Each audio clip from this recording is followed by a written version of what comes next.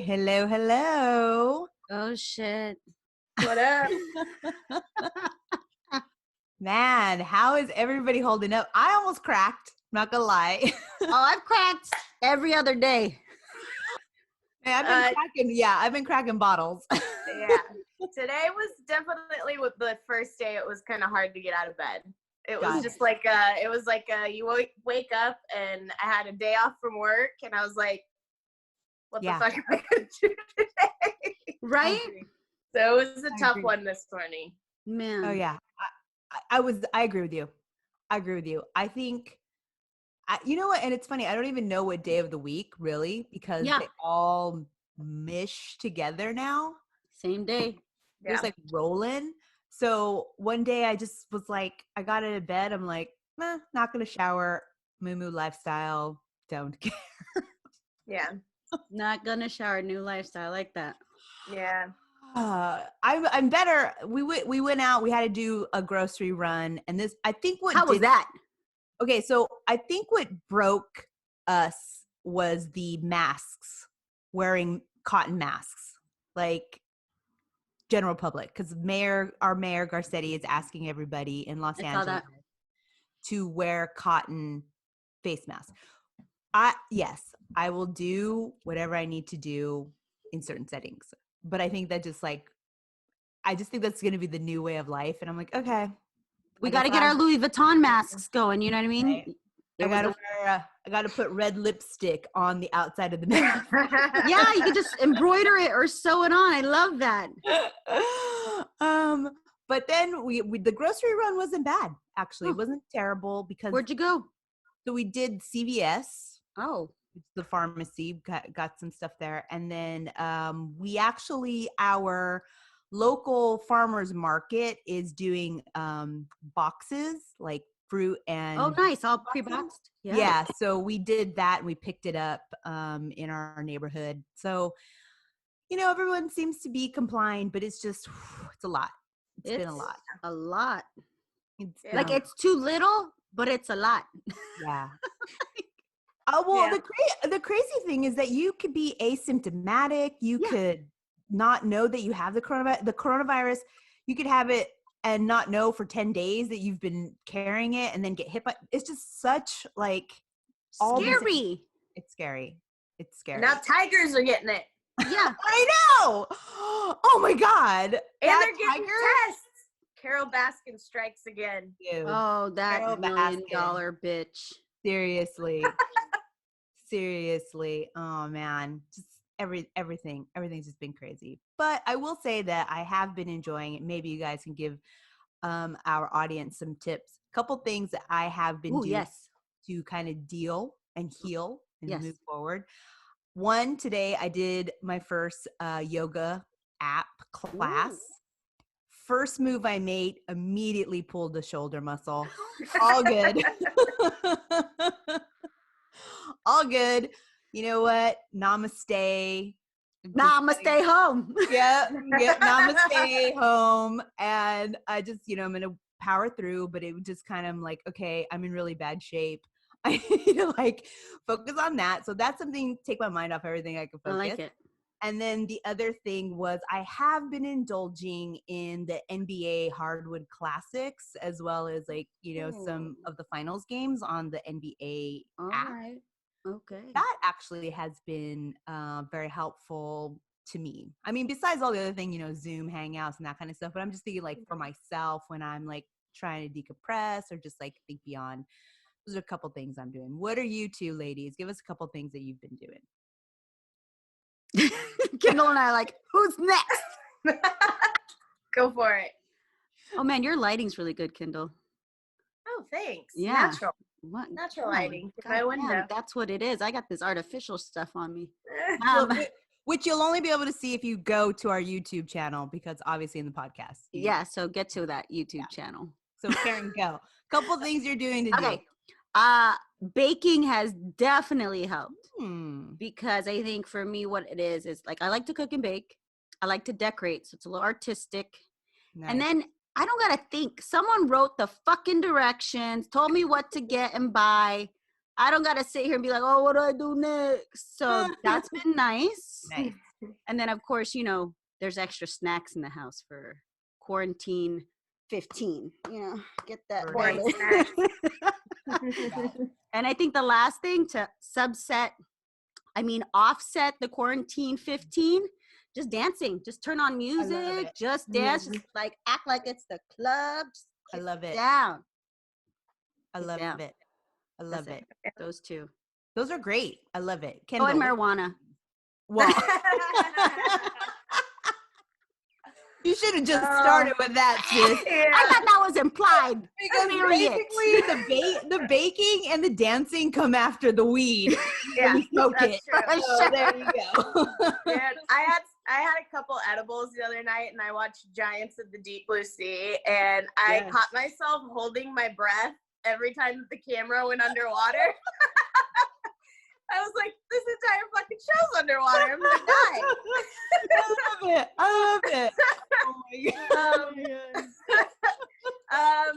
Besides that, other things I've been doing, I got a new camera for Christmas, so I've been going on really long walks and taking it out because now's kind of the time to go explore the city, I guess. Are there any people in your shots or empty?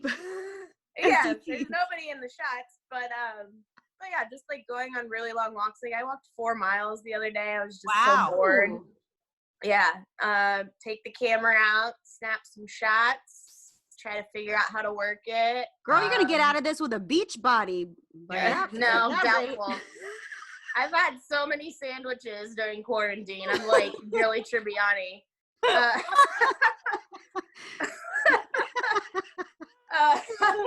That gluten in me are like this right now. Oh, same, man. What else?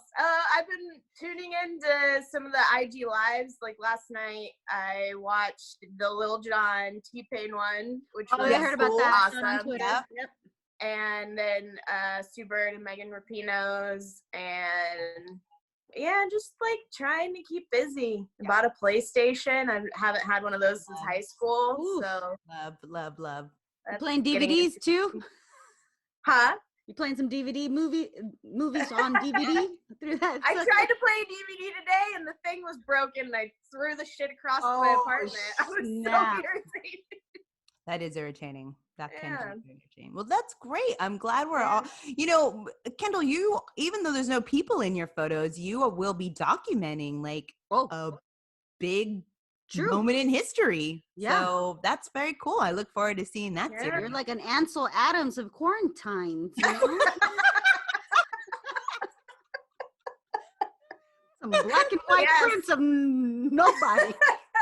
Probably better than being an Ann Geddes of yeah, just little baby in lettuce cups in an apocalyptic world. You know, there's a mom out there doing that right now, bored as hell. Just dressing them up as little rolls of toilet paper.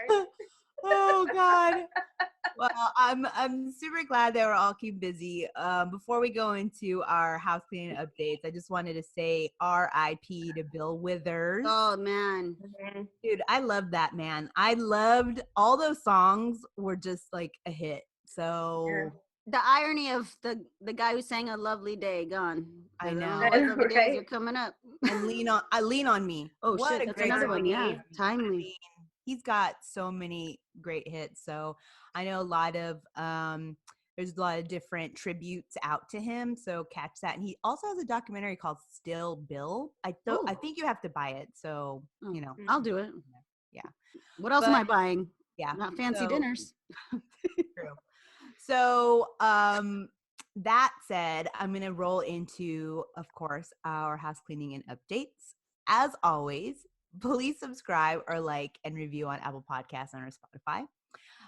You can follow us on Twitter, Instagram at The Hoops Talking, and our TikTok, which we have is growing. It is growing. Our TikTok intern has really been working it. What's our follower growth percentage on a daily? You know what? He needs to give me that. He has to give me that. He's got to start doing some math, baby. This is part of work. And then it's at The Hoops Talk Podcast is the name of our TikTok, and then you can also go find us on YouTube. So we have the YouTube channel. So that is it for now. No price pack update because still waiting on that from Karen. Hey, you know what? I don't want to send no one no Corona. So it's on furlough. Well, you can send wipes with it, but we'll figure it out. Gloves, wipes, and a mask.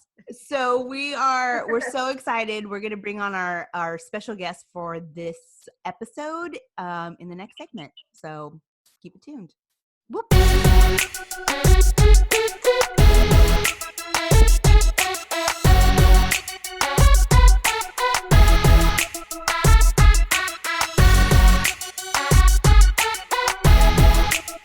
Well, welcome, Liz Loza. I've been wanting you to join us on the podcast for, I don't know, forever. So thank you, Liz Lapp and Karen and Kindle. So, Liz, you are the fantasy football sports analyst for Yahoo Sports. So tell us. I know we know your origin story, but we'd love to hear for our audience, what is your origin story? Well, it has been like all good origin stories birthed out of a lot of failure, basically. I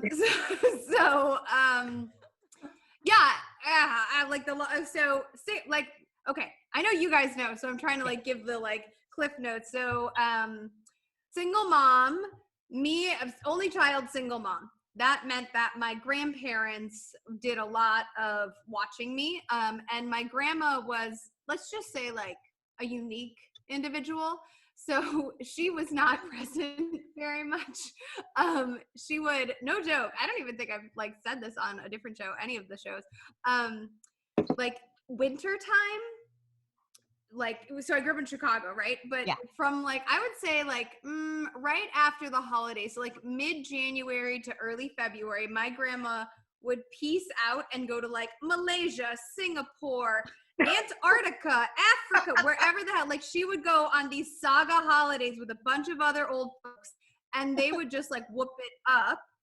And she would not come home until May when it got warm again in Chicago. And she claimed it was her lungs, although I have my suspicions, but regardless.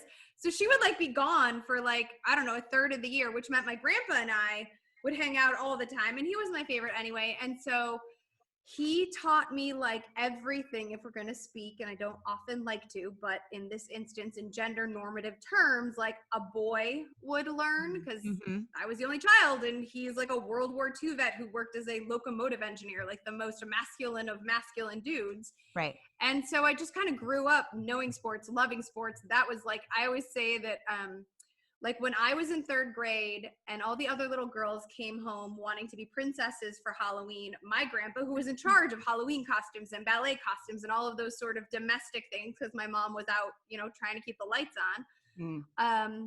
I was Ryan Sandberg for Halloween, who was the second baseman for the Chicago Cubs, and all the other little girls are princesses. And that was like completely, like that describes my childhood very much. So, anyway, my first semester of my freshman year of college, unfortunately, my grandpa became very, very ill, and I tried to rush home, but did not get home in time to say goodbye. And it was December, and I just, as a way to like grieve and cope, turned on the television and watched a Bears-Vikings game.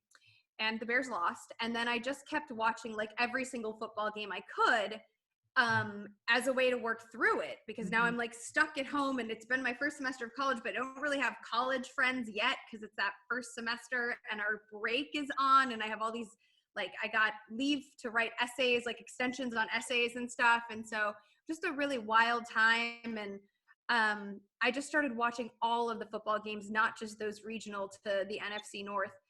And I then continued to do that as a way to process. It just became a tradition every year. Fast forward a couple of years, I'm dating this guy.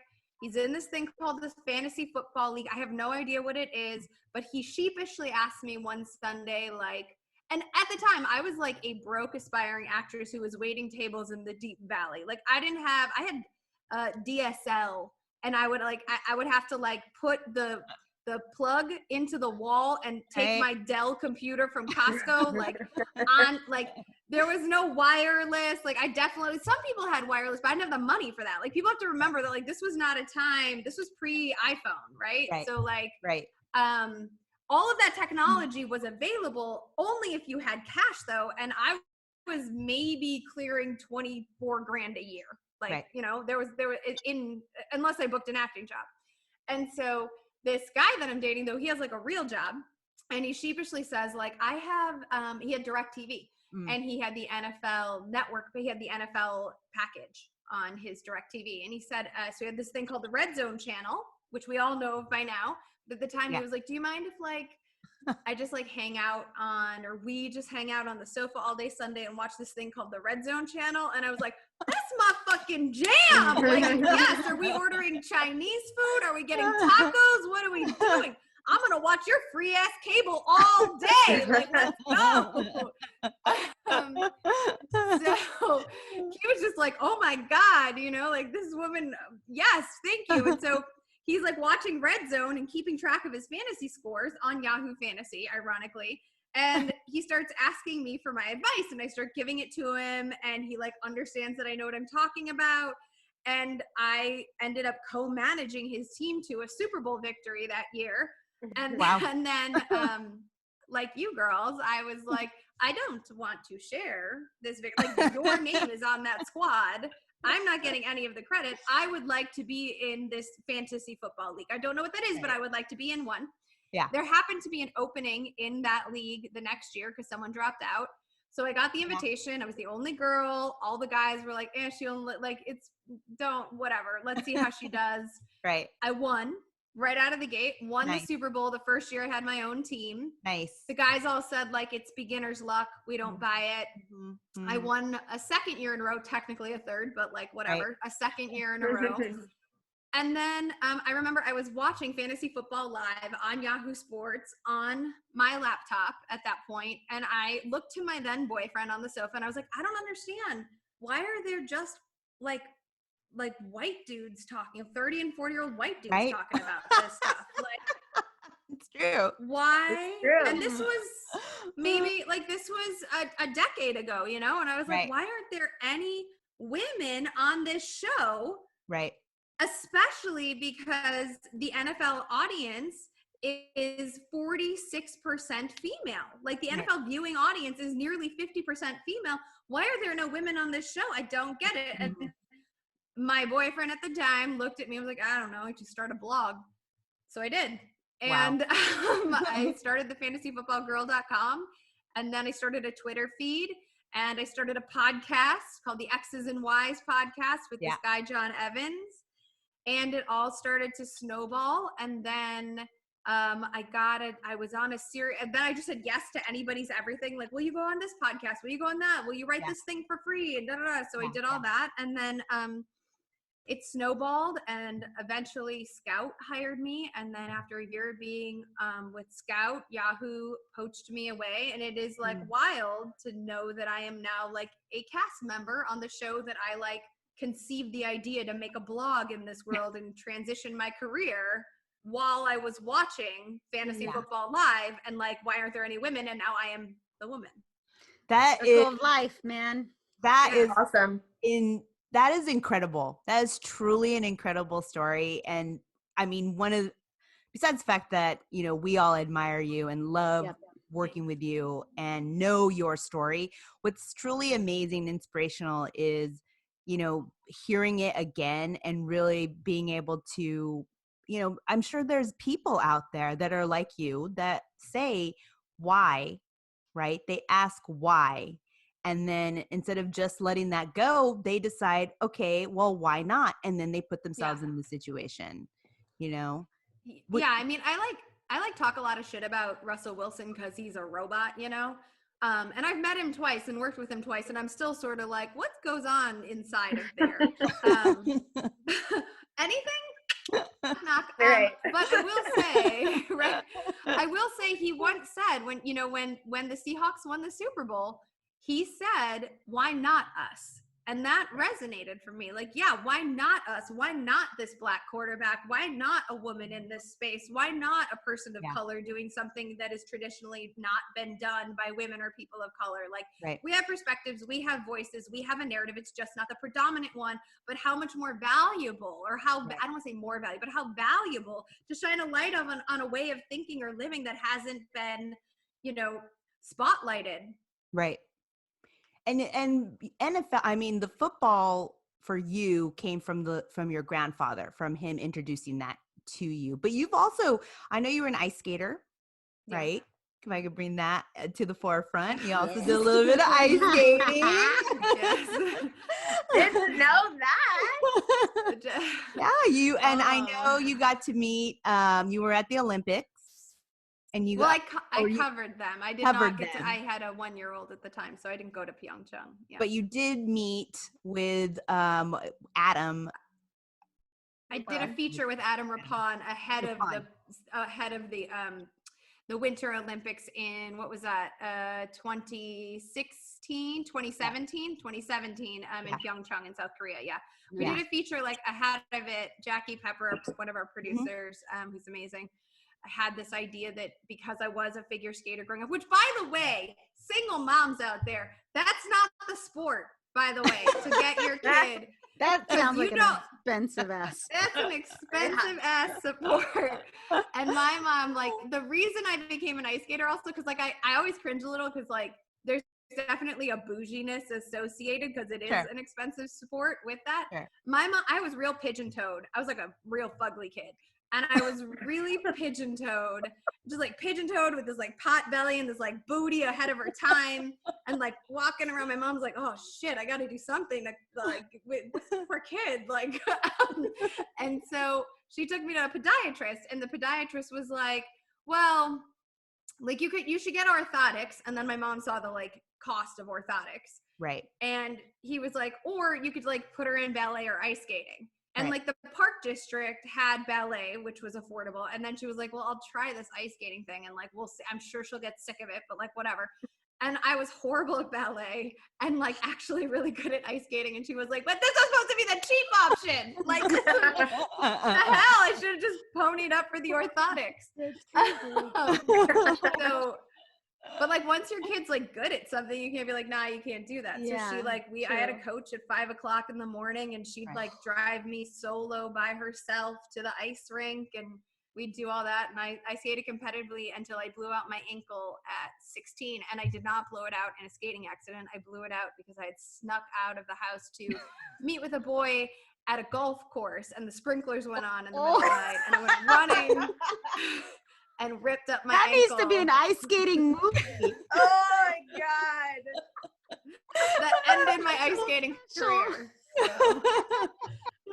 But it was a sign, you know, everything works out for exactly for a reason, because you've been, I mean, you've interviewed some fantastic athletes. Oh yeah. You go to Las Vegas to, you know, work there on the drafts. You know, when you have those. What has been like some memorable moments, like from like, let's say from the beginning of your career to maybe even a current day? Well, I think sticking with Russell Wilson, I mean, I don't know if this has been the highlight, but so when I first started, before I was hired, I said I had this blog, and it was called thefantasyfootballgirl.com. And I'm based in LA, right? And so I had a girlfriend who was an executive at Nickelodeon. And Nickelodeon had, you know, they have the Kids' Choice Awards with the surfboards and the slime. Well, for a year or two, they were trying to launch the Kids' Choice Sports Awards, and Michael Strahan was hosting it. And it was the same concept, like the celebrity athletes would walk the orange carpet. And this was right after the Seahawks won the Super Bowl. And so she got me a media pass to like work the orange carpet at and I was just like the fantasy football girl. I had just had a baby. My son was like, oh my gosh, I want to say like 4 months old. Wow. Like, so I mean, I was still nursing, little guy, like, but I was still nursing, and it was it was the summer. It was so fucking hot. It was so, and I'm like, got all the Spanx because nothing fits and like sweating a blue streak. Like, my God, like trying, like nothing, everything's fit. I'm like, my boobs are like turning into rocks because I'm waiting. And I'm trying, like, I remember I interviewed like Mario, the rapper. I immediately went Mario Brothers in my head. I'm like, how did you do that? No, like he's a big Giants fan, like, and I was just like on my phone, like, okay, Mario. Oh, he's from New York. I'll ask him about the Giants. And like, I interviewed Marvin Jones, who was still with the Bengals at the time. And then my like spot, which was like the shittiest of spots, obviously, was like, you know, a 1x1 like little square that they let me stand on. Yeah. And a lot of the athletes were just going to like NFL Network and ESPN who had access, and then just kind of like being like, peace, like they didn't even stop. But Earl Thomas stopped, and he was with his little daughters, and I interviewed him. And then I happened to be next to like the Seahawks.com site. And so they got Russell Wilson to come over. Wow. And as Russell's PR guy was like negotiating with that, because you know they're like, okay, he's gonna do this guy and this guy, and then he's gonna come past you, he's gonna skip, like, so he's deciding who he is gonna stop with and then communicating that to Russell. I like hear it happening and I'm like, oh my God, this would be so huge for me. Like, and so I said like, hey, can I have 90 seconds? I'm not gonna ask any questions. He can plug his charity. That's all I want. Just let him plug his charity. Yeah. And of course he's not going to, because I was like, what is like Russell in my head? I was like thinking, what is Russell Wilson's brand? His whole brand is that he's a fucking nice guy, right? Yeah. And like, that's a real important to him. I just need to get Russell Wilson on my blog and know that could like find, like Google clicks could find, like that could help promote the like awareness that my blog even exists. Totally. So he did that, and Russell and I chatted. He actually gave me like 5 minutes. Aww. And he was pretty generous with his time. I think because I did lead with like, I'm just happy to have you like talk about your charity. I'm not going to ask you any like annoying questions. And then fast forward to this past Super Bowl, I interviewed him again in Miami on like at what is it called, Kendall? Media Row? Radio Row. Right. So like on Radio Row in Miami, Kendall was there. And Russell Wilson came by, and like, here we are years later. Sierra had just announced her pregnancy with their second child, their third technically, but their second for the two of them, right? Yeah. Earlier that morning, he came over to me. I told him the story I just told you. He was like, oh my gosh, thank you for sharing that. That is so kind of you. And we had a really warm meeting, and he even like gave me a hug and said like, that was one of the like best interviews, best moments I've had today. Thank you so much for sharing that with me. So that was a really cool, like, another full circle. That's incredible. Yeah.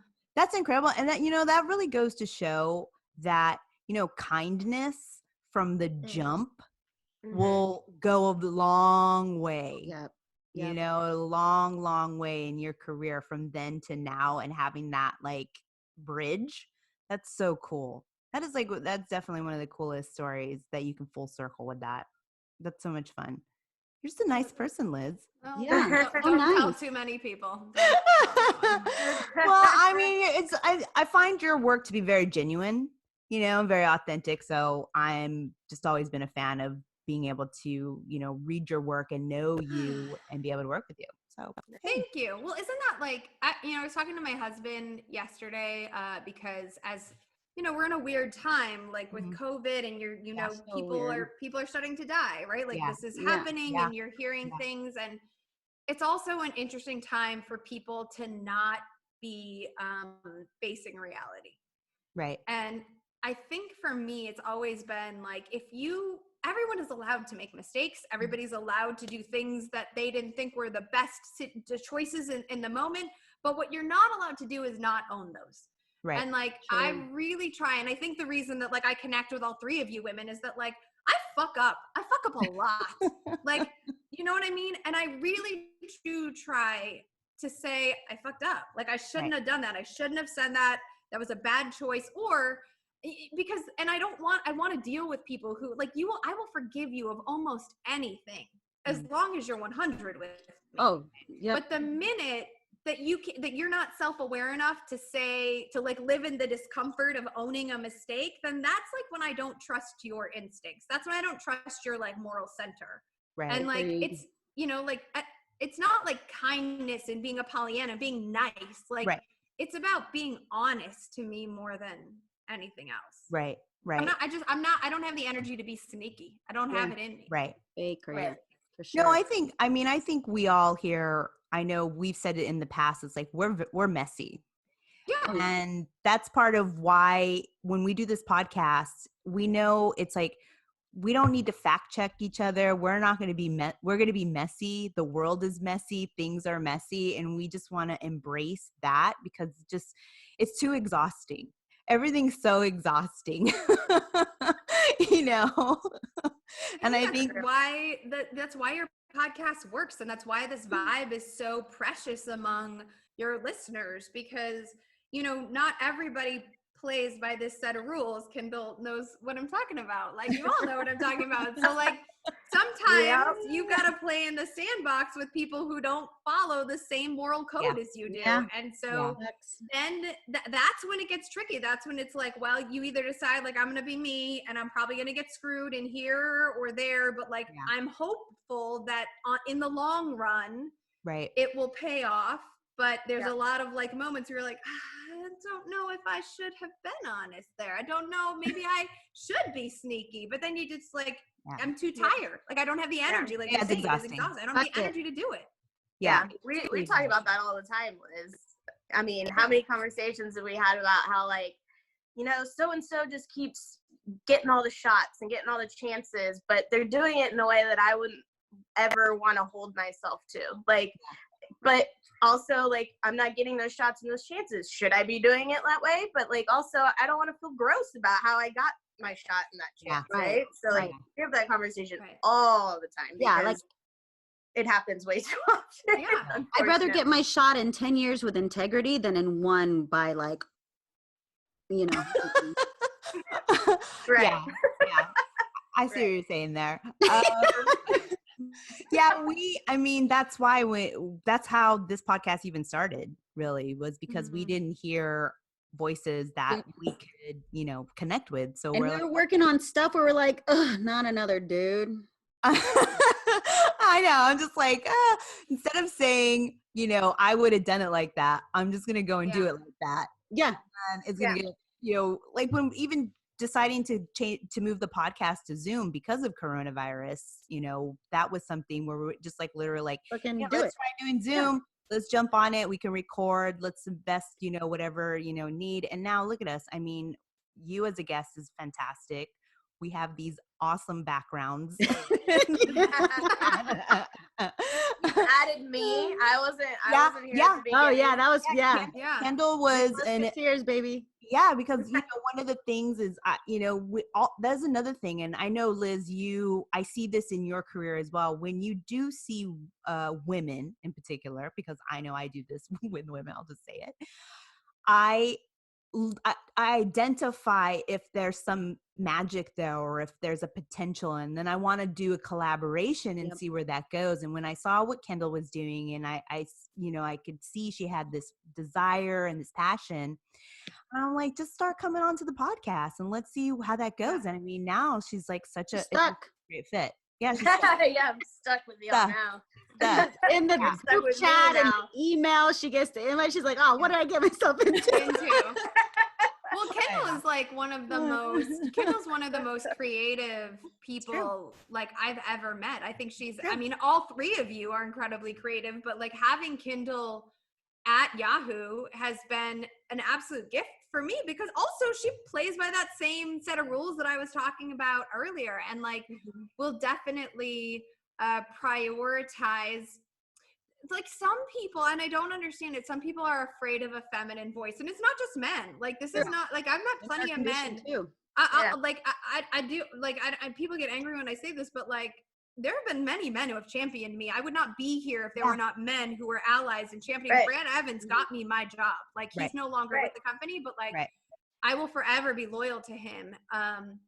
And he doesn't look like someone that you're expecting to be like that. You know what I mean? And so that's why you can't judge. But like, it's not, there are a lot of people who get afraid about a female voice. Like, what does that mean? And is it right? And is it shrill? And, you know, And I just sort of say, like, I don't know.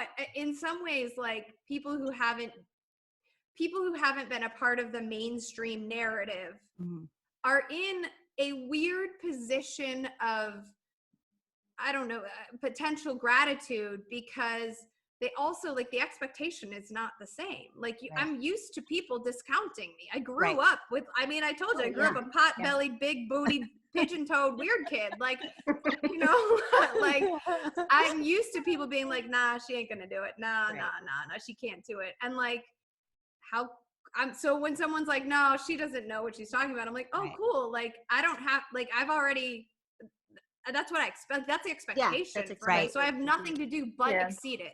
Right.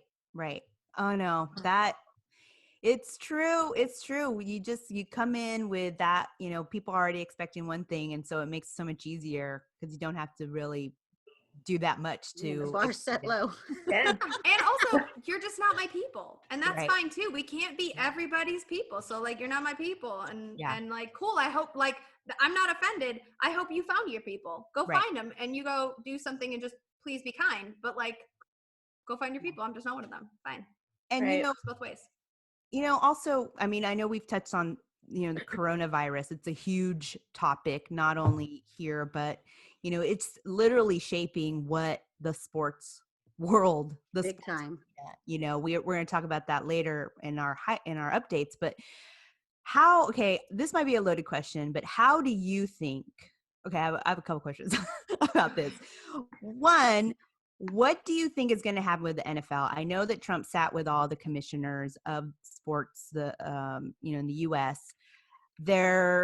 You know, NFL, he seems to be really begging the NFL to start on time. Like, that's huge. Like, even from the beginning, he was saying, you guys do not suspend your season. So one, where do you fall on that? Where do you fall on the virtual draft that they're going to be doing? And do you have an idea of how this coronavirus is going to be shaping sports as we're moving forward?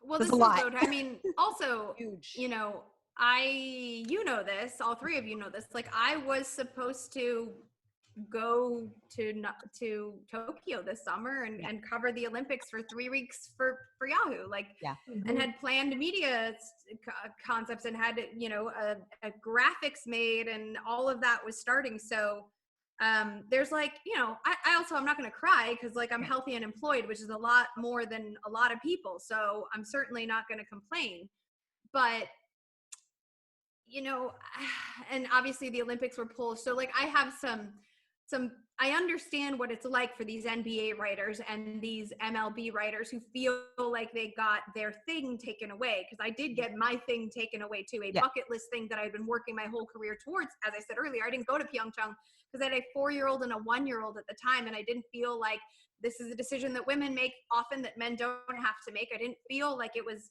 an appropriate time to leave those children without their mothers and go to another continent. And I also felt, frankly, if I did it, I'd be real fucking judged. Right. So I didn't do it. And I felt like now that my kids are 3 and 6, it would be easier to go away, had to talk with my husband, blah, blah, blah, blah. So I understand the idea of, like, the disappointment of having your thing taken away. Obviously, football is what my career started on and is my main sport. I do think that even if, like, at the very worst or least, we will have a season that starts in October and is played in empty stadiums. There is I mean, WrestleMania is happening this weekend, and WrestleMania caters a particular demographic that has a lot of overlap with the NFL's demographics, right? And knowing that we have an NFL draft, right? It's business as usual. That means pro days are being canceled. This rookie class, which is exceptionally deep, but there's a player like T. Higgins, for example, who's one of the top ranked wide receivers coming out of Clemson, a college team that went to the college playoff, went to the championship game. Kendall was there. T. Higgins did not participate in the combine. He was going to participate at his pro day. The combine was in Indianapolis in late February. And now all pro days have been canceled because of the quarantine rules. Yep. So those players who did not perform at the combine and maybe didn't put up the smaller school players, the guys who would go normally on day 3, their tape is all that they have to show for themselves. Yeah. They have no in-person meetings. They don't get to be interviewed by these scouts. Now, like the Kansas City Chiefs are using, for example, FaceTime interviews with a lot of these prospects, but they are making their choices virtually. Right. J.K. Dobbins, who's like one of the top running back prospects, he hurt his ankle. He went to OSU, Ohio State, and he hurt his ankle in the playoffs, the college football playoffs against Clemson, actually. And so he didn't run at the combine. He did the bench press and he did interviews, but he didn't run the 40 and he didn't do, the 3-cone. So there were questions about his speed and agility, and he was planning to wait to OSU's pro day. Not going to happen. The Chiefs, who need a running back, are interested in him, and so they put a FaceTime together. Like, that's how they're going to make their decisions. But the fact that franchises and owners are making their decisions based on that, and as you mentioned, Trump has already spoken to various owners of teams, and I imagine Roger Goodell as well, and the draft is still continuing, to me illustrates Trump's sway among the owners. We already have the Colin Kaepernick controversy to know that Trump is a factor in this situation. Yeah. So we are still having a draft, and it is virtual. We are going to have a season, I think. I think it just means that we'll have empty stadiums. The same way that WrestleMania is happening in an empty stadium, and anybody these teams mostly travel on private planes as well. So there's some, assumed risk / ability to control the situation if it's a private jet or a private plane. So I think it's putting players in a really unique position to say, well, risk your, I don't know what you're going to do. You're going to risk your health. Like, what if one of these players were to, like in the NBA, to contract the virus? The fear of the fear of it spreading is obviously less than the NBA because everyone's wearing pads and face masks. It's not just like sweat on sweat, right? Yeah. But even for their own health, their own sake, like if they get sick, they're definitely going to have to be quarantined or severely ill, assuming it presents and it is assuming they're not asymptomatic carriers, right? Which means they're going to miss games. They're going to miss checks. They're going to miss like hitting bonuses, right? So, but I just don't. I'd be more surprised if we had the international games because I don't think other countries are going to want us. Yeah. But I do think we'll have a season. If it's pushed, maybe it's pushed by a month. And do you think that, because I know the NBA right now is talking to their players, they want them to take a 50% cut of their salary because, this season there are no games. They already have something in their contract that says they get like a 1.95th of their salary for every games they miss. So they're actually working with the NBA Players Association to try to get that, from 50% to maybe 25%. If the NFL season were to continue or start, if the NFL season does start, wouldn't you think that the players would demand more money because of the risk that they're taking? I don't think, we hear about, so first of all, how messed up is it that there's a lot here? Like, how messed up is it that Zion Williamson, who's a damn rookie, is paying for the janitorial staff of the Pelicans to stay employed, and the damn owner, who also owns the fucking Saints, isn't shelling out any cash?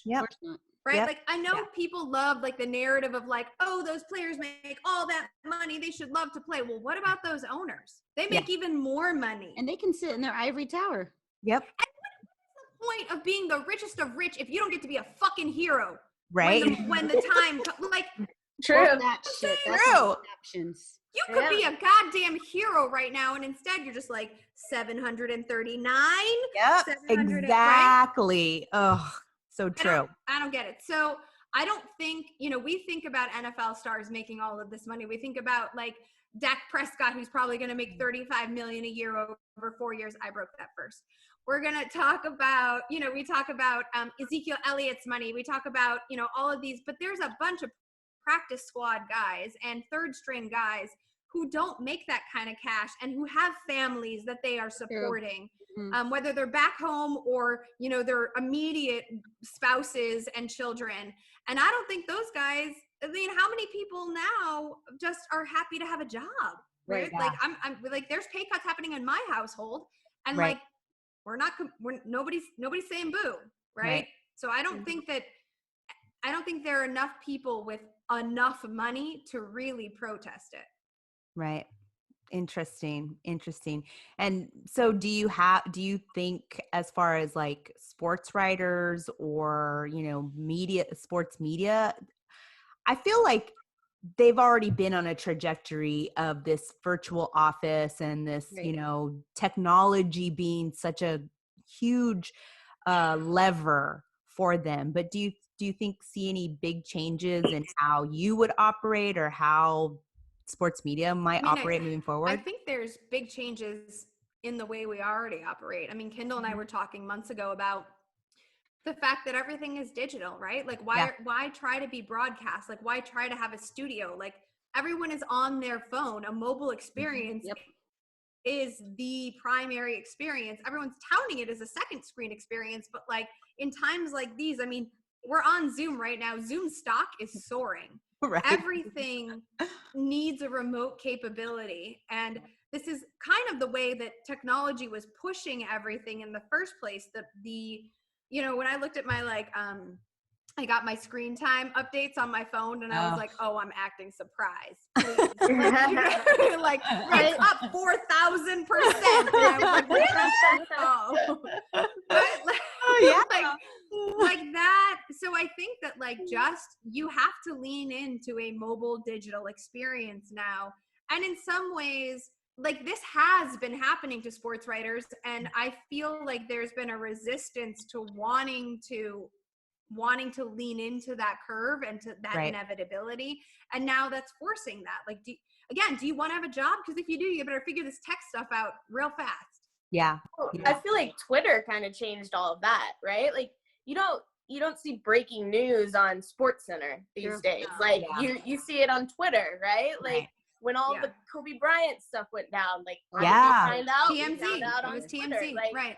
Like it wasn't like nobody's just sitting here with the news. I mean, now we probably do have the news on, but like on a normal day, you're not sitting here just like watching ESPN waiting for something to break. You're sitting on your phone while grocery shopping or at the beach, wherever the hell you are, and you're seeing the tweets come through. So like everything's on your phone these days. So I don't think like media, anything is really going to change.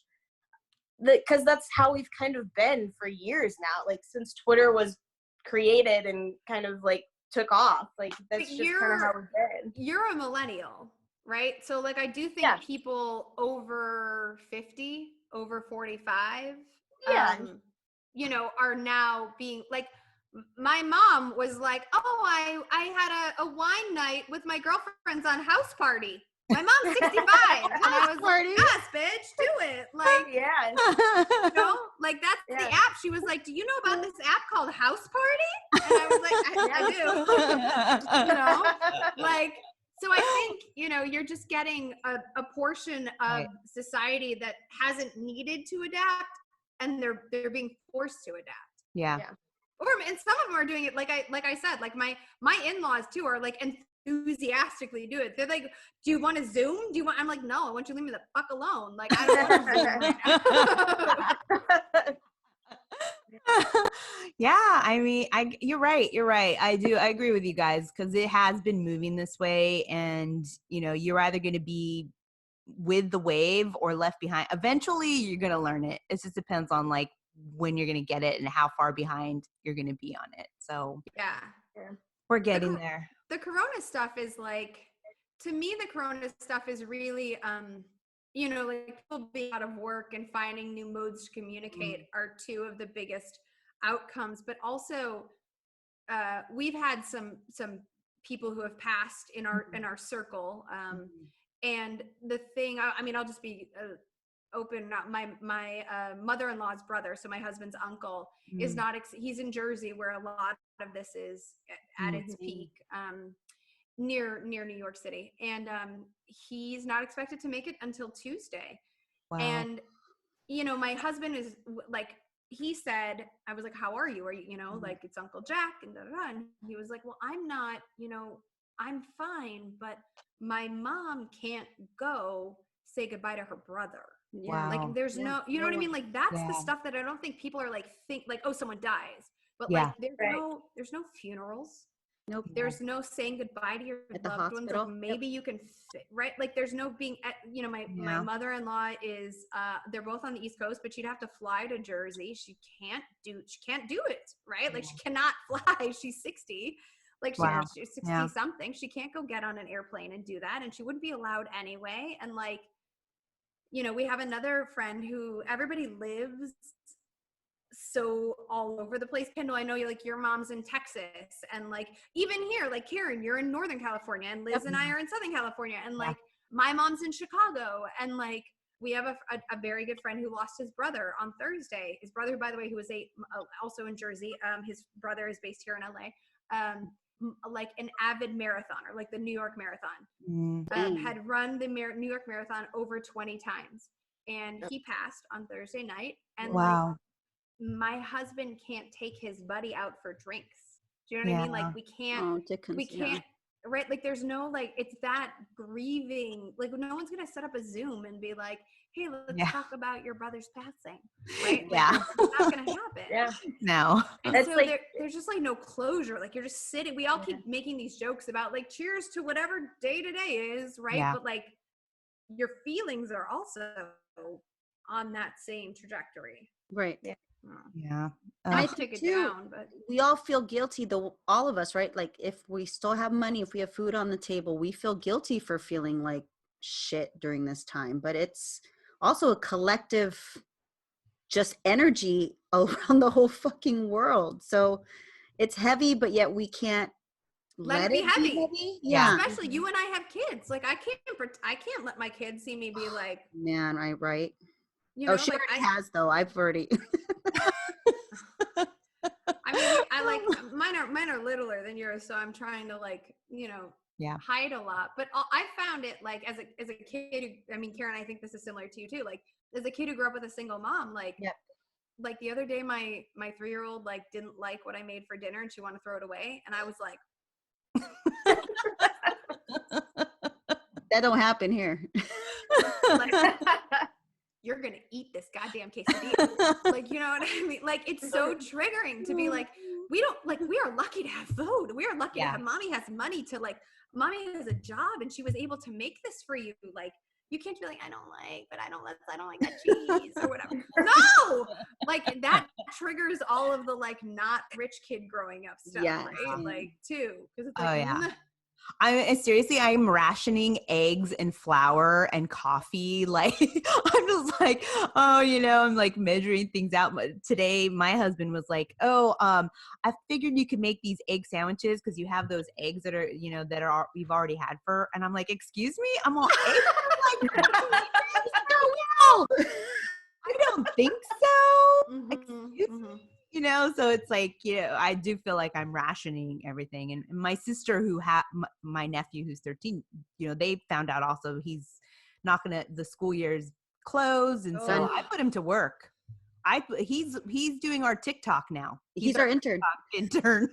Oh, that's brilliant. That is brilliant. Oh my God. I'm like, he's got time on his hands. He's perfect for the platform. Let's get him an internship and learn some math, running those analytics. Oh yeah. He gives us an weekly update, you know? So, you know, I think there are a lot of things that we have to sit back and be reflective on because this is a heavy period. And also it's one of those things where we have to do it together apart, which is so weird, right? Normally when we're like, oh, we're going to be able to like be together and really do this, but no one can be together. So you can't do it that way. So it's a whole different way of processing. And so there's a lot of heavy things that we are taking in. For me, I know that, I'm very observant and I look to see like, where are those pockets that maybe we can play in, or pockets that we can try to do some crazy shit in, or, you know, what's happening, what's popping off, what is working, and just, you know, try to lean into those things so that I can make it through the next day to the next day, you know. But that's like a skill set that you have learned from, again, like a not privileged trajectory. Yeah. Right. Like you don't learn how to do that if you're given all the things. If you're given all the things and then you're told you don't get those anymore, then you're at a weird disadvantage because you're like, I don't know how to do things. Right. Like, and that's what I mean. That's like what I mean. Like when your expectation is, when the bar is low for you, then like, awesome. Right. Yeah. You know, I can dunk on that. Yeah. I can dunk on that. Love it. That's the closer. I'm definitely going to start using that. Before we wrap, because I know your littles have a movie that's going to end soon.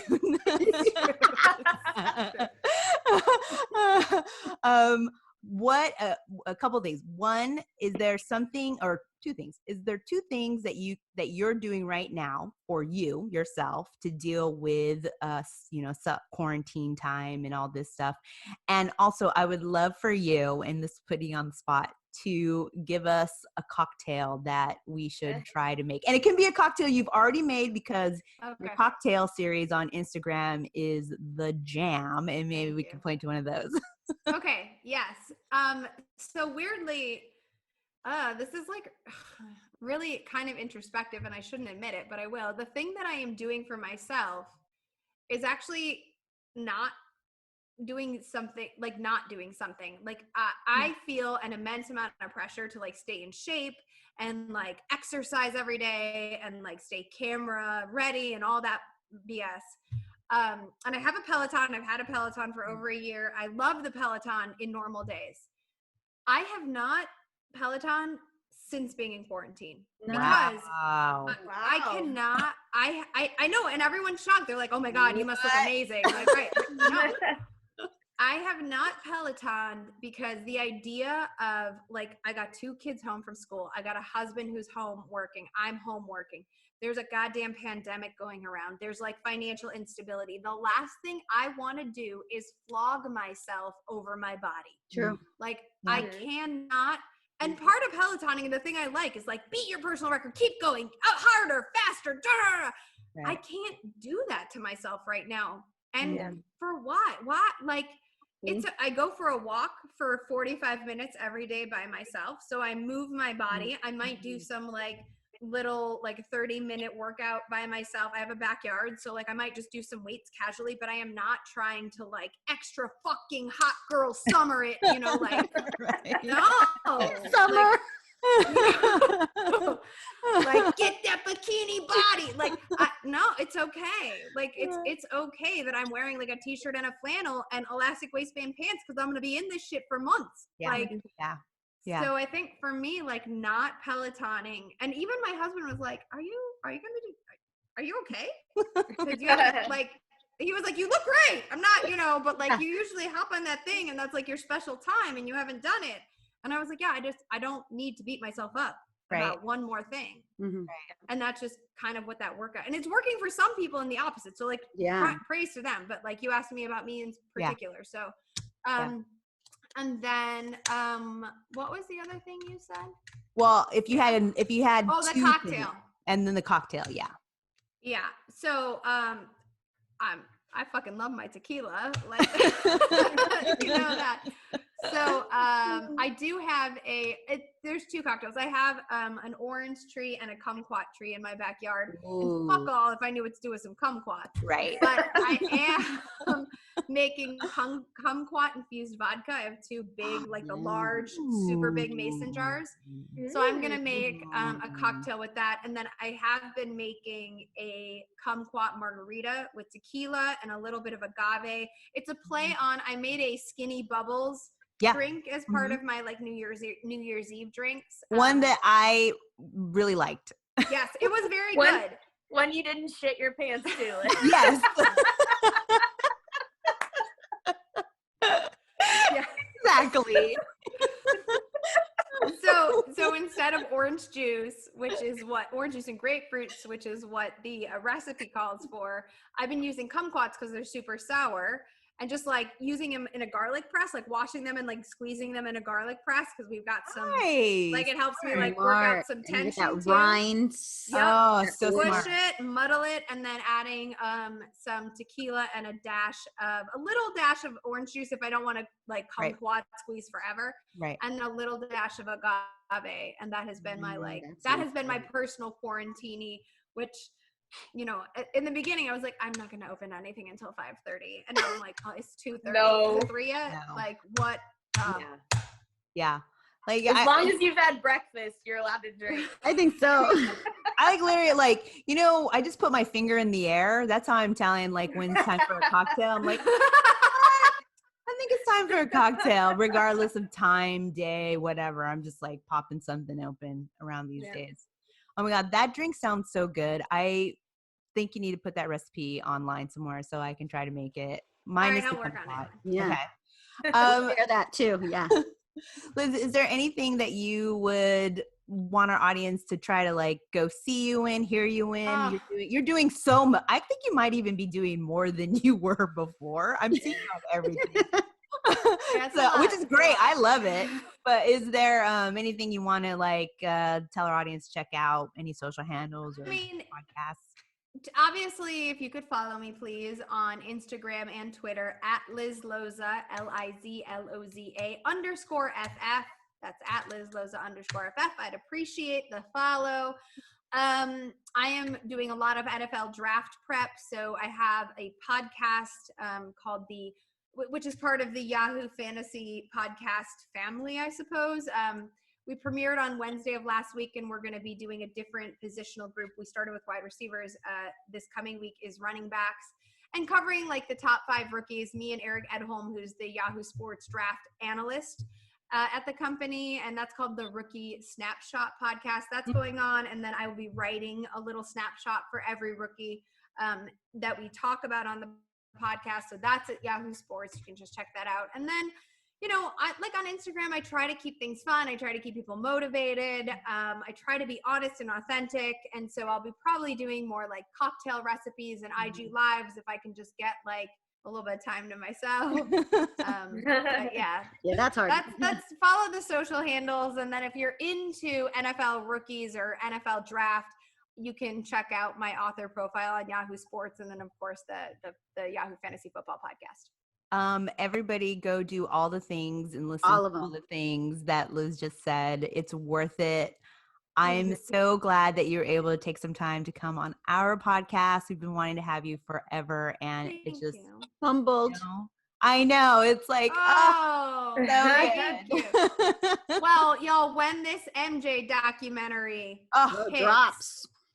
Oh my God. You gonna come back? I want to come. Yes. Okay. Let me back. All right. That whole episode on it. We'll do the whole episode and talk about that. I mean, I'm assuming that you were a Chicago Bulls fan. Seeing that is the childhood, capital T, capital C.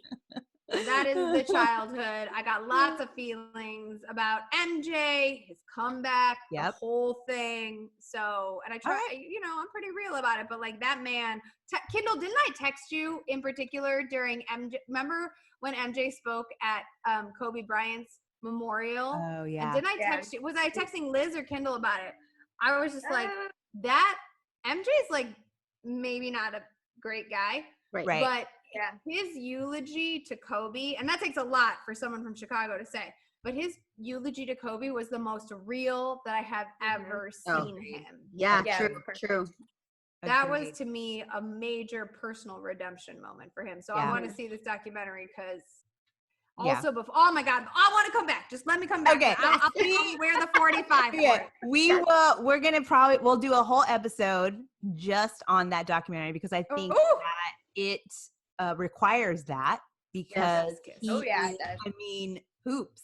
This is what he is mega. The hoops. He is mega. So we're going to do that. We're going to have you on. And again, thank you so much. We're so excited. And we're going to have you back on for MJ. Okay. Love you guys. All right. Stay healthy, stay safe, stay sane. Love you. Thank you. Bye. Bye. All right, guys. Man, it's going to be the Hoop King. It's going to be great. It's going to be great. that was our Woman Crush Wednesday. I mean, what better way? Fantasy football queen. Woo! That origin story always gets me. It's always. So good. Good one. Well, I mean, I think we need to take a quick break, and when we come back, we'll just run through our updates because there are some, believe it or not, in sports. A little bit. We do have some, so we'll be back for that.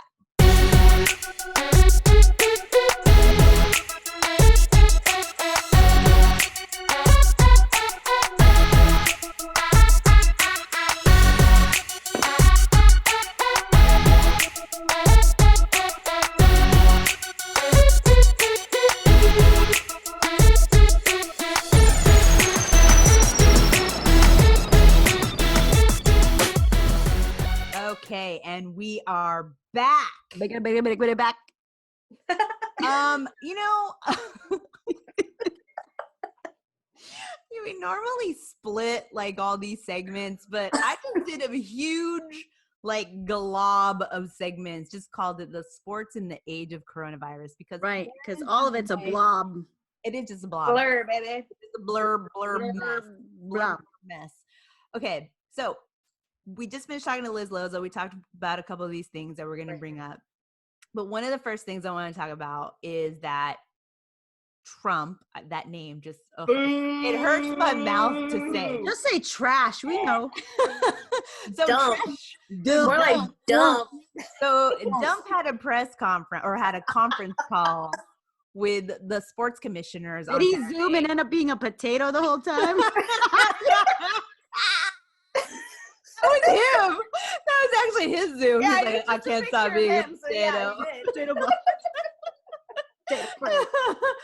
So basically, he had a call on Saturday with all the commissioners at NBA's Adam Silver, Kathy Engelbert from WNBA, MLB, NFL, of course, Roger Goodell, who I'm sure they like besties. PGA, NHL. Fucking Vince McMahon was there from the World Wrestling. I'm like, okay. I didn't realize that was like a sports league, but I mean, they make a lot of money. So a lot of money. That's why it's a sports only thing on. Well, but also it's like not real. Or I don't get WWE at all. It's There's not people fucking who are real. so into it. It's a masculine soap opera, so it's okay to like it. That's fine. Weird. I don't weird to me. It's theatrics. It's weird to me. Look at all the actors now. They're all old wrestlers. Look, if I have to accept bowling and fucking golf as sports, then I don't see why. And those are real. That's real shit, though. That actually you have to like. It's not planned, right? Like I don't know. I love The Rock. Don't get me wrong. Yes. That would I like him as an actor? You didn't watch him as a wrestler. I knew what The Rock was cooking. I could smell it. I could smell it. That sounded weird. Okay, so he sat down. So Dump sat down or conference called all these people and was like, hey, I am so thirsty to get sports going again. I am please, you're killing me. The country does not he said this country was not designed to be closed. I believe that was his closing statement. So he is so thirsty for sports to start again. That's all he wants. But he's especially begging for NFL to start as projected, right? And of course, they're all BFFs, so they'll put anyone in danger to get that done if necessary. The funny thing is that our California governor, Gavin Newsom, said he is not anticipating that that's going to happen. No. He's like, I don't think we're going to be doing that. I don't see this season being played here. So what do you guys think about that whole, like, personally, I think that if, let's say the NFL were to start and California is not in that, roster, I think other states are going to follow suit. And I also think I have an idea, like California seems to be like pretty big as far as how many teams are on there. I don't know. What do you guys think of this whole situation?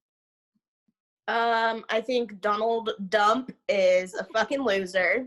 And okay, so here's the thing. I understand that all of this sucks. We don't have our sports. We don't have our things that we're used to. But, like, quit being so fucking selfish. Yeah. Agreed. Like, it hasn't even been a month yet, and we're already like, oh, well, maybe we'll just go and play the NBA in the Bahamas. And, like, stop being selfish. Like, we can live without this for however long it's going to take until we know that this virus is gone. Everyone's healthy. We can go outside. We can have normal lives. Like, Stop being fucking selfish for 2 seconds. I know it sucks. It all sucks. It sucks that we're not going to get new shows and new movies. Like, all of that's fucking shut down. Like, everything is shut down. It sucks. I get it. But, like, let's just, like, think about each other for once. Right. And, like, not try to get everybody killed. And if it means that sports are shut down for 6 months or however long, then that's just what it's going to have to be. Like, Agreed. Let's just stop being assholes for 2 seconds. Agreed. That's my take. Yeah. That's your TED Talk. TED Talk. That's my TED Talk. Yeah. I agree. And, like, yeah, they can act like there's going to be a spectator-less game, but, you know, there's still people who have to take care of the grounds and pass water and all this stuff. So you're, in addition to risking high-end superstars' lives and their families, but hey, they can afford a test they can afford a test prior, they can have the best healthcare. But what about the folks who still have to work it even if there's not anyone watching? Yeah. Right. Like, you're risking all those motherfuckers and then exponentially risking everyone they touch.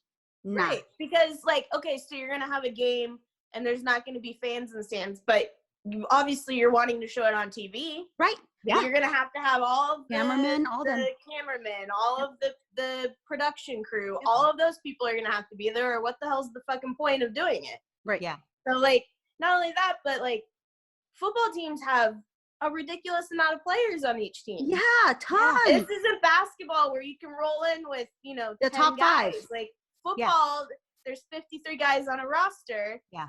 Granted, you're not bringing every single guy with you to a game, but still, there's a lot of people that have to go with you to a freaking football game. Yeah. Like, and that's a lot of lives, and then all of their families, and then everybody that they interact. It's like, just stop being selfish assholes for fucking 6 months. Let's get this shit under control, and then let's have some bomb-ass fucking sports next season. Yes, like, the more we do this half-ass lockdown, the longer it's gonna fucking be, especially for the people who are behaving.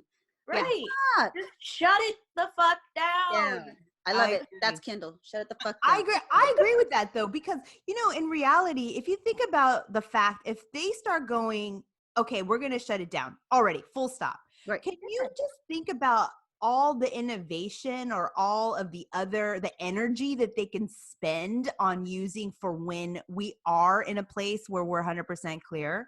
Yeah. Can you just imagine what we can be going toward, what that energy that we're using right now to try to get sports to happen instead of just using it to make, you know, the next season better, or they'll rock it out because they'll miss the shit out of it.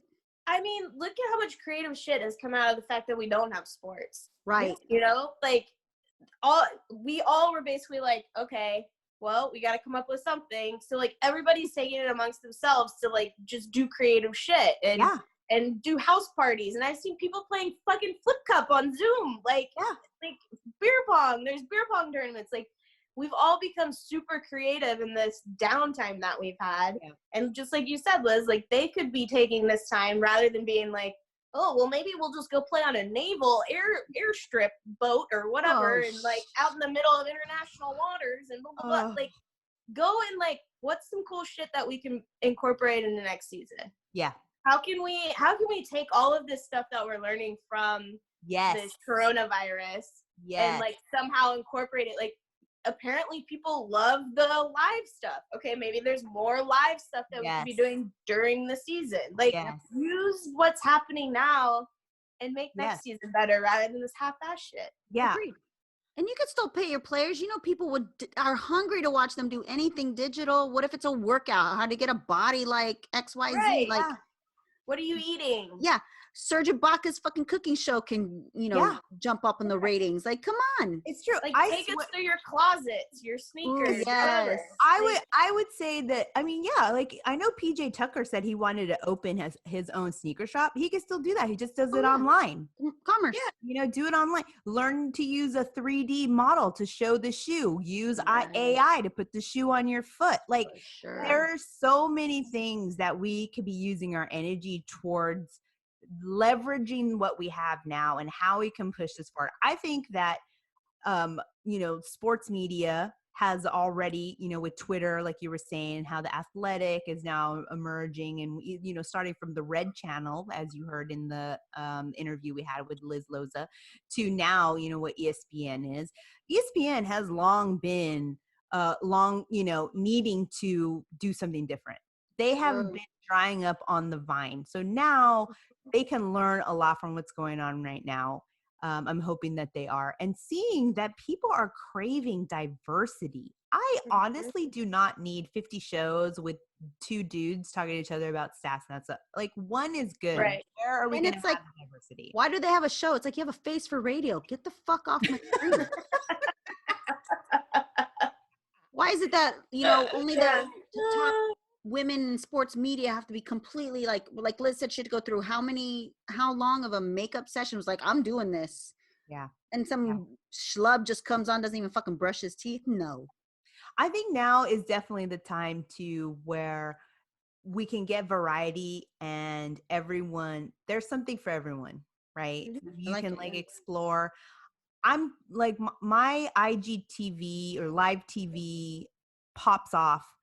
In an hour, you get like 10 alerts. Yeah, let's a say, whole row. I know. Everyone. When I wouldn't even, I'd get like one, maybe like a couple times a week.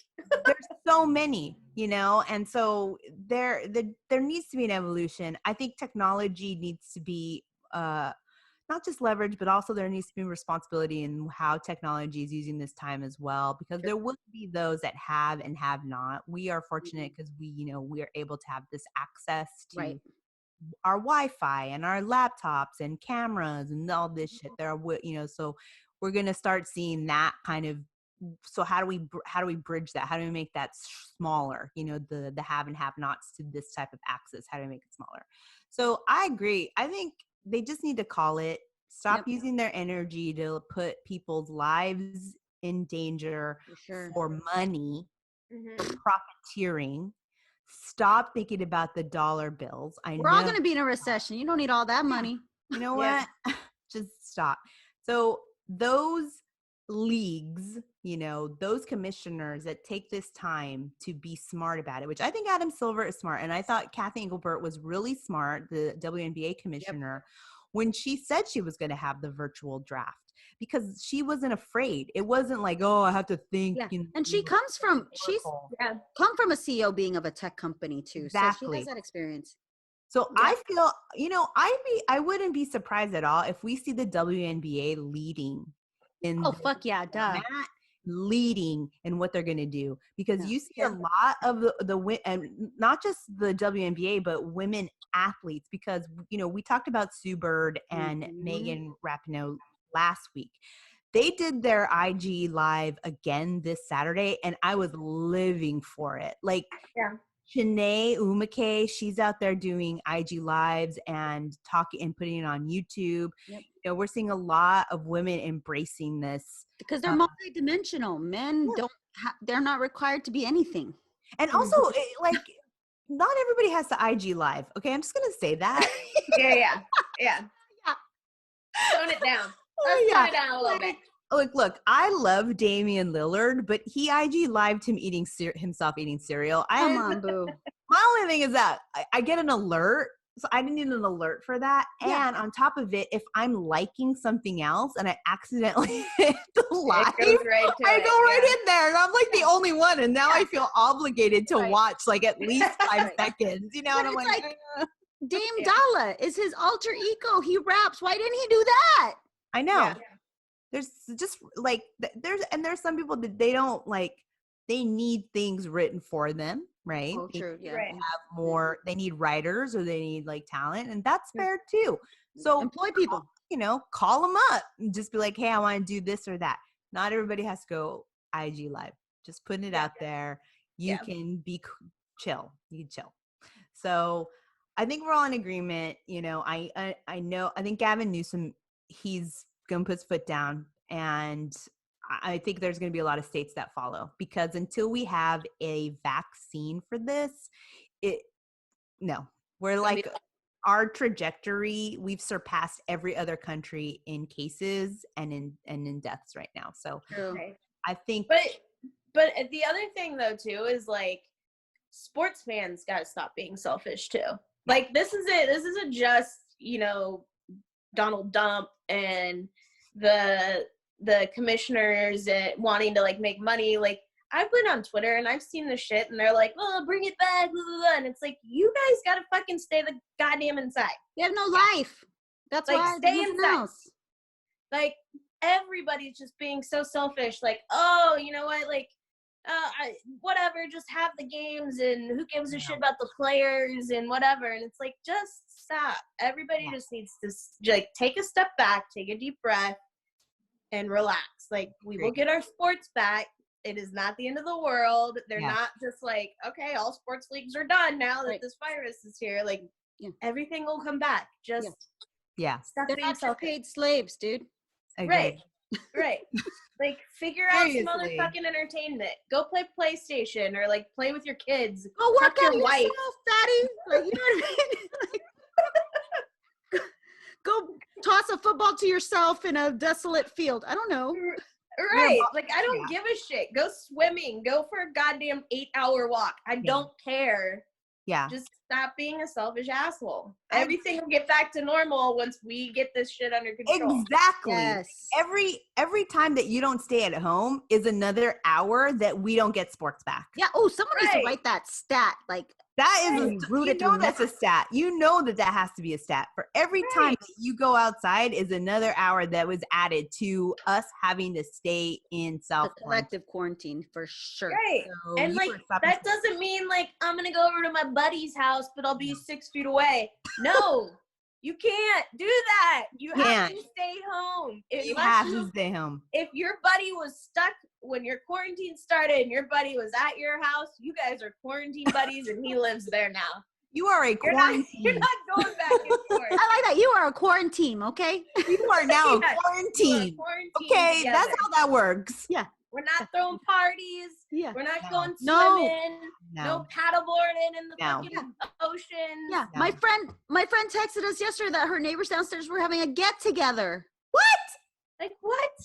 Karen, that's when you need to have her call 311. She better be a Karen. Yeah, she better be a Karen. Get on that phone. Quarantine Karen. Quarantine Karen. Call that 311. Quarantine. You on that quarantine, right? Quarantine. Yeah, the quarantine. You're gonna get the quarantine called on you. Oh shit. That's gonna be the next theme for next episode. We're gonna have the quarantine. Right, quarantining. I'll be in army fatigue. Yeah. Well, I 100% agree with you. So at least the NFL is following the WNBA and creating a virtual draft, which Amy Trask, woman crush. She actually wrote a piece about this on March 27th on The Athletic. So you can go and read it there if you have a subscription. I think you get like a few free if you don't have a subscription. I think they have a big discount too right now too. So I subscribe. I love reading all the pieces on there. But what I free right now during the Corona thing. Excellent. Then we'll put this link up on Twitter, and she actually tweeted it out. That's how I found it. But basically, she ended the piece with this: whether one thinks there should be a draft at all is, of course, a much different issue and one about which I have conflicting thoughts. But when it comes strictly to logistics, we are asking medical personnel, first responders, and those who provide us services, keeping stores open, providing municipal services, etc., to do their jobs under unthinkable circumstances in this unthinkable time. So it is, in my view, So it is, in my view, absurd to assert that it is not logistically feasible to hold the draft. And I agree with that. Smart.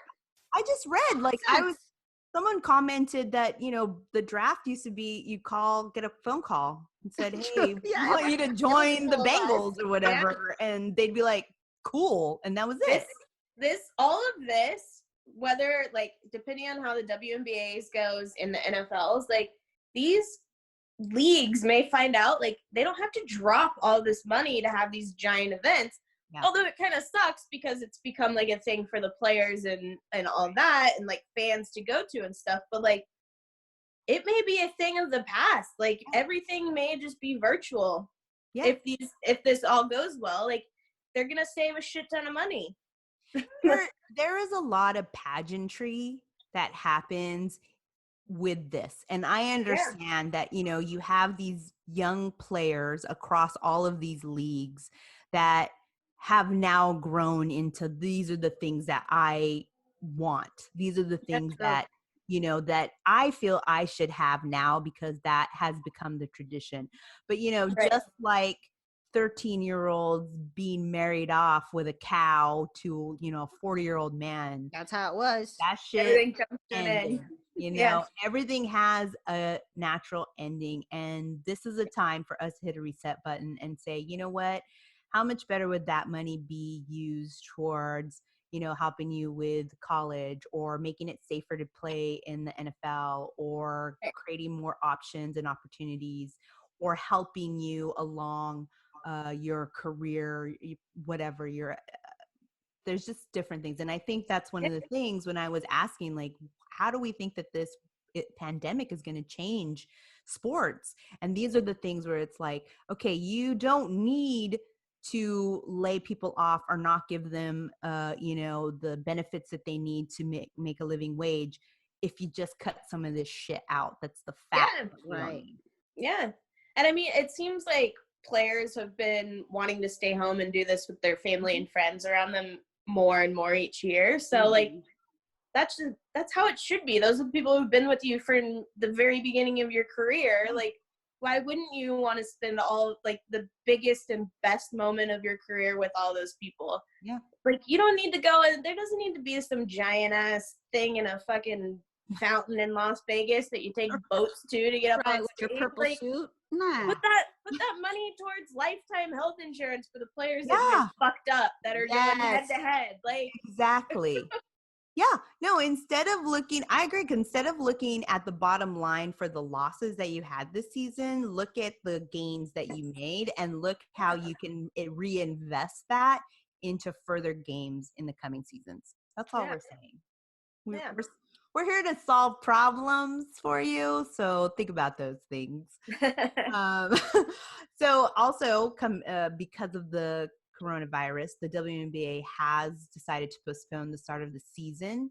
Their virtual draft's going to be on April 15th. I think I sent both of you a reminder so we can make sure we watch that, because I think we pretty much know what's going to happen there, but I really want to see the logistics. How are they going to? I want to see how they execute. How is it? Because as we were saying, the players don't need to be at this event with this goings on. They could be at home, but this is a situation where those players are in quarantine. We're all in quarantine, so they don't really get to celebrate it with the team or with the town or with their friends and family. So it's going to be very interesting to what's the reactions? How is this going to translate when everyone's self-quarantined and maybe they do Zoom backgrounds or something. I don't know how they do it. I'm interested. I'm interested in how they're going to do it, and I think it's definitely going to be how things are going to be moving forward for that. Also, I gotta grab my charger. Okay.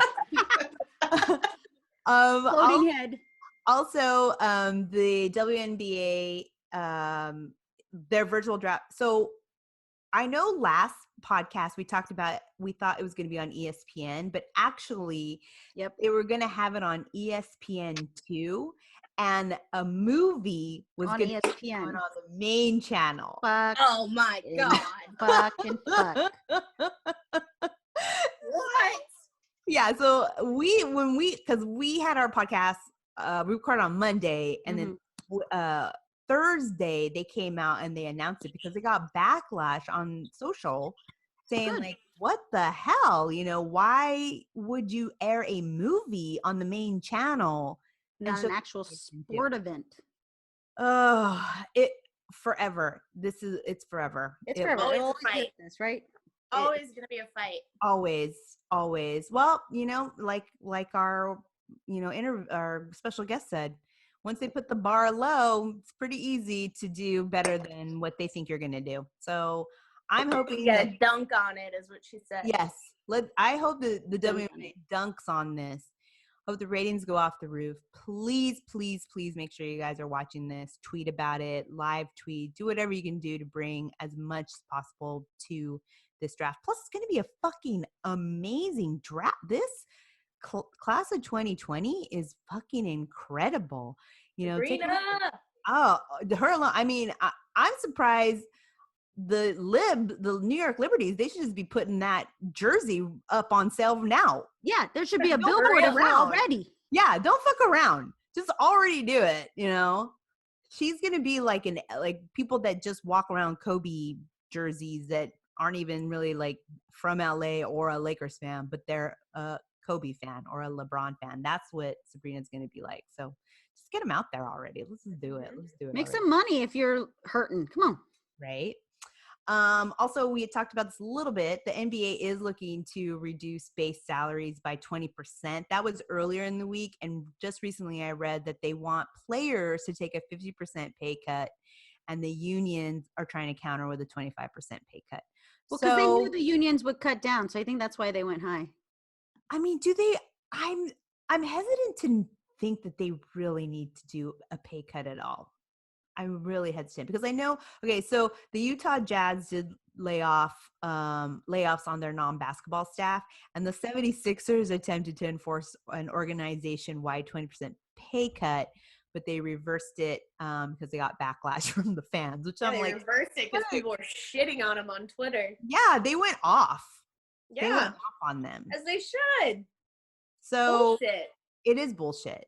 So I really think, like, if you, I don't know, this just also goes to, like, how are they really mismanaging their money that badly? Oh, yeah. That's why they were asking for that big-ass chunk from $1 million salaries, for sure. Like, I'm sorry that you can't, you know, you're going to have to go to your vault and take out some gold bricks to, like, pay for your yacht. Hey, Scrooge McDuck. You're living in gold coins, you know? So, but, you know, it's okay. You're going to be okay. I don't understand why there's, like, these billionaires that just want to sit on all this money. What the fuck are you going to do with it? Don't they get it when they die? That's it. You don't get buried. You want to be buried with it like a pharaoh? I mean, come on. Like a pharaoh. Fuck, serious. Like, people need money. Hospitals need ventilators. Come on. I thought this whole idea of trickle-down economics was so that the billionaires get real low taxes. So that's how we get gaslighted, y'all. Come on. That shit doesn't work. It's going to be a goddamn uprising what's going to happen. Ooh. Goddamn right. Once all of us can go outside and the sun can touch our fuck skin, yeah. Are you kidding me? I'm going to have my fucking... That pitchfork, I'm getting my coin. I'm gonna whatever it is. I'm getting my Party City tiki torch. That shit is. I'm marching. I'm on the motherfucking march. That's gonna happen. Corn. Okay. So another news.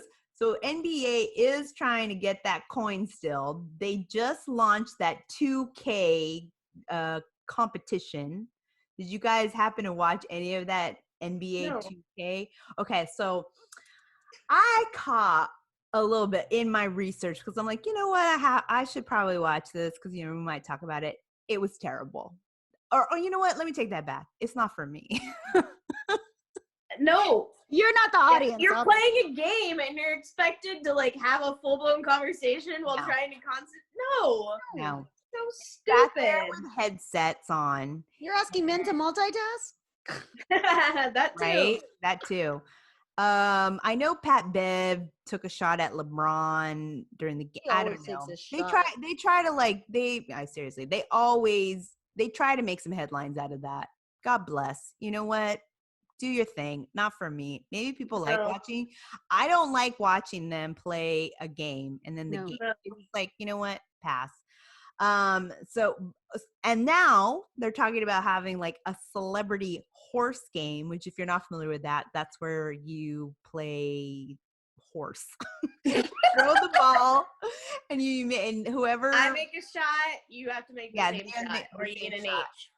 And then whoever spells out horse loses. So they're talking about like Steph Curry and this sounds like a March Madness campaign from our old, from the old job, Liz. That's right. We did do something like that. Sounds stupid enough to be from an old campaign that someone tried to pitch us. This is so stupid. Kendall, you had some feelings about this. This is just so dumb. I don't care to watch anybody. I don't give a shit if it's Michael Jordan versus LeBron play horse in the goddamn Staples Center, and I sure as shit don't give a shit about watching them through fucking FaceTime or IG Live playing horse. I don't care. This is the dumbest. Why can you not just let it be? Let the players do their IG Live shit. Stop. Just stop. Yeah. Nobody wants to watch anybody play horse. It is the lamest basketball-related game. It's what non-professionals do. Play. Lame. I mean, I might watch.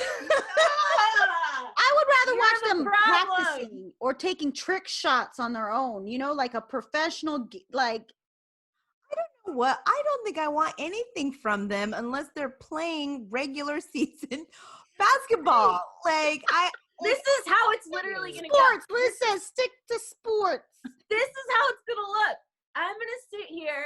I'm going to take a shot. And then it's going to be like, all right, Karen, you go to your indoor basketball court and you take the same shot. And let's see if you make it. That's how it's going to fucking go. It's fucking exhausting. Unless they put the alcohol or whatever component and got to spin around a couple times and then take the, it's got to be interesting. Dizzy bat. Dizzy dunks. Dizzy dunks. Dizzy dunks. Holy shit. Actually, that could be cool. I wouldn't mind seeing some drinking games. Kendall. Some beer pong. Pitch that shit. Dizzy dunks. Yeah, I love dizzy dunks. Anything where I can see them like maybe do shots, but actual like tequila shots. Yeah. You know what I mean?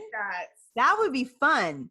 Or, just something like that. And then like they have to talk, or I don't know, but like something where just do something other than basketball, because anything you're going to do with basketball is just not going to be what we thirst for. Because I just want games. I'm watching fucking NBA hardwood classics, people. Yeah, hardwood classics. I'm watching those. Like analog turned digital games. These people the fucking players are wearing like Converse flat tops. Okay? Tight shorts. Their arches are so fucked. So fucked. Okay? There's no support. I couldn't do Converse working retail. I don't see how they could do it stomping on hardwood. No. They're chafing in those short little shorts. Definitely. Chafing. Please, let's relax. At least just relax. We don't want horse. Relax. Horse. Are you fucking kidding me? I am in my feelings about this. I got something to say. You're really upset about this. I think it is just so fucking stupid. We gotta write a blog post. Let's stick it up on the site. We're literally living in a time right now where every athlete is showing us a completely different side of them that we've never seen. Mm-hmm. And rather than capitalizing on that, the shit that people want to see that they don't normally see, they're like, how about we play a game of horse? And we'll just have them FaceTime. You make a shot, and then Karen, you make a shot from the same. Are you fucking kidding me? Seriously, that there was probably 50 people in a Zoom meeting.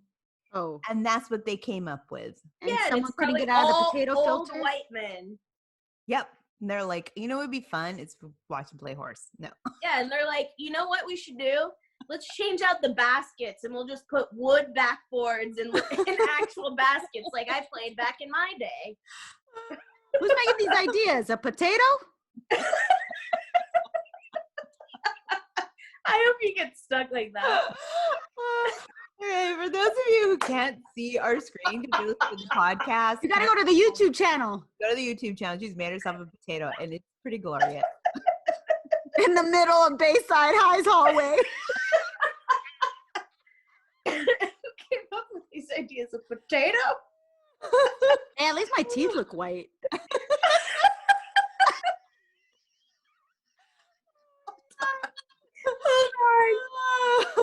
Oh my god.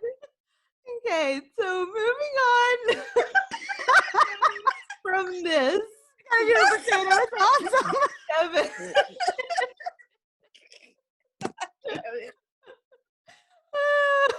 Oh my god. Let's see. Okay, Wimbledon also got canceled for the first time since World War II. That's happening. Oh my gosh. Okay, guys, you guys go to the YouTube because she is a potato. I don't think she could get. Oh, came out of it. Okay, you're able to come out of it. I'm crying right now. Fantastic. Who came up with these ideas? A potato? Hey, there's a cucumber and then there's an eggplant peach combo. But we gotta finish the pod, then I'll plop those up real quick.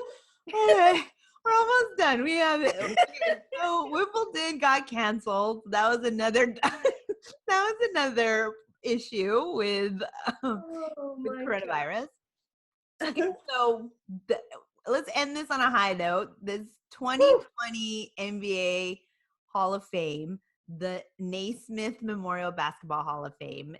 They're saying this is the most star-studded it's ever been. Kobe Bryant, Tim Duncan, Kevin Garnett, Tamika Catchings, Coach Kim Muckley, Barbara Stevens, Eddie Sutton, and Rudy Tomjanovich have been selected.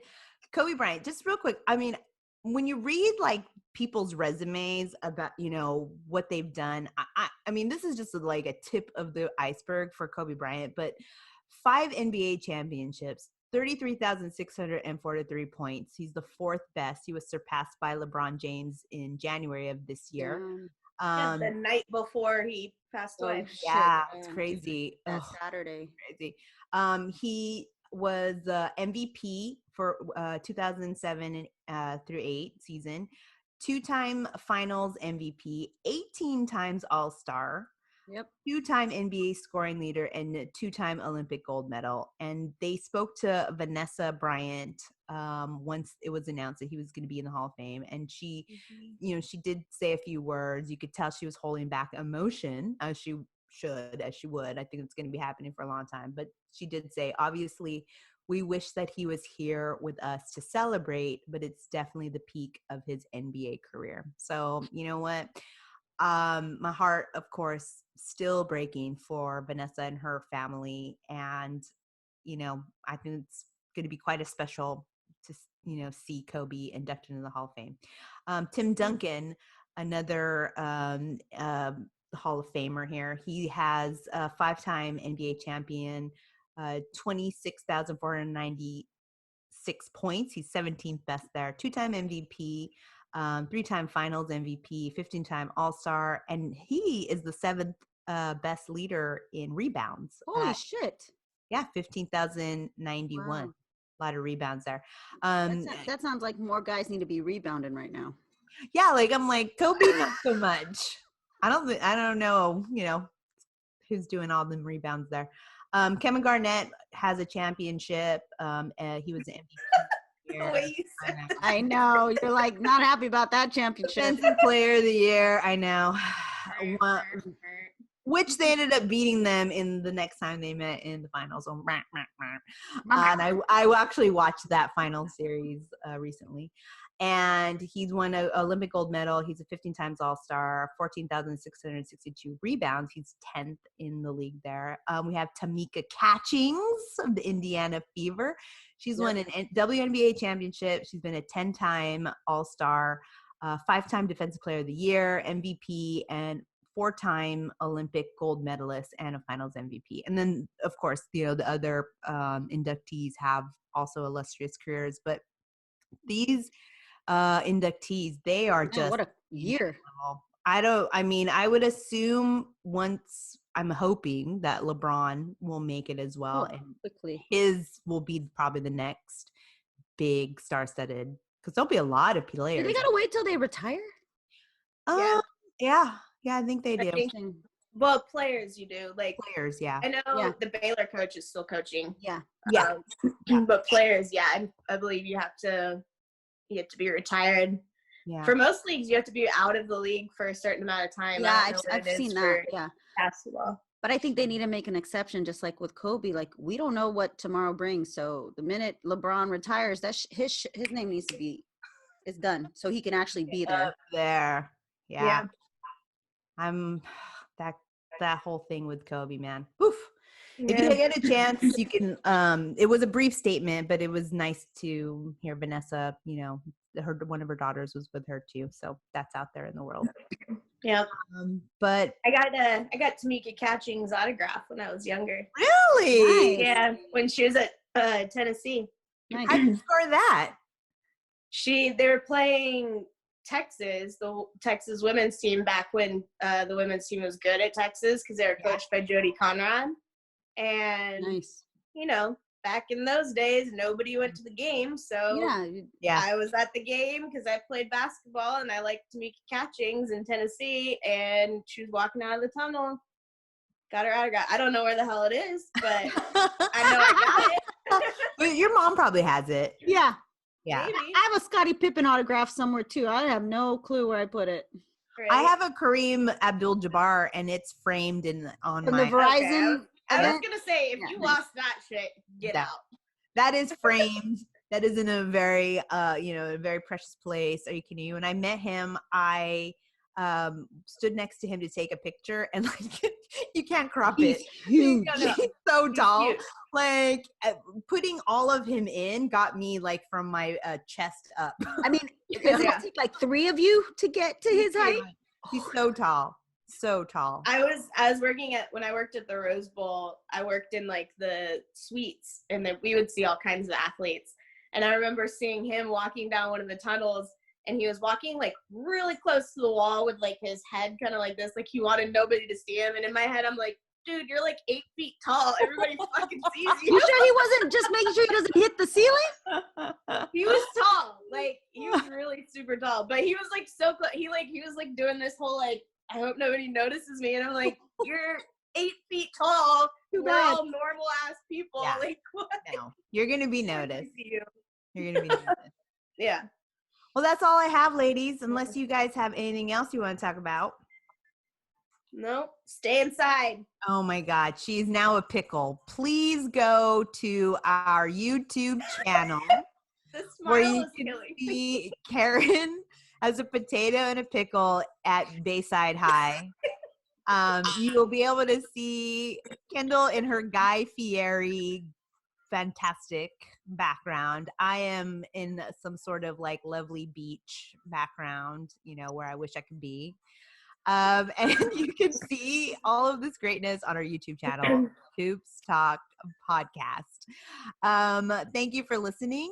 Please make sure that you subscribe and review Apple Podcasts, Spotify. Follow us and DM on our social handles on Twitter and Instagram at The Hoops Talking. We're also on the TikTok with our Hoops Talk intern. That's at The Hoops Talk Podcast. Thank you, Liz Loza, for joining us. It was immensely entertaining. You are our Women Crush Wednesday. You are our everything crush. Always. So Thank you so much for coming. Make sure you go and follow her at Liz Loza _FF on both Twitter and Instagram. She has a great cocktail series there as well. And then peep her stuff on Yahoo Sports, because she's doing a lot of writing right now, especially for rookies and free agency and what have you. So as always, drink your wine, wash your hands, and Karen, how you want to keep it? Sweaty and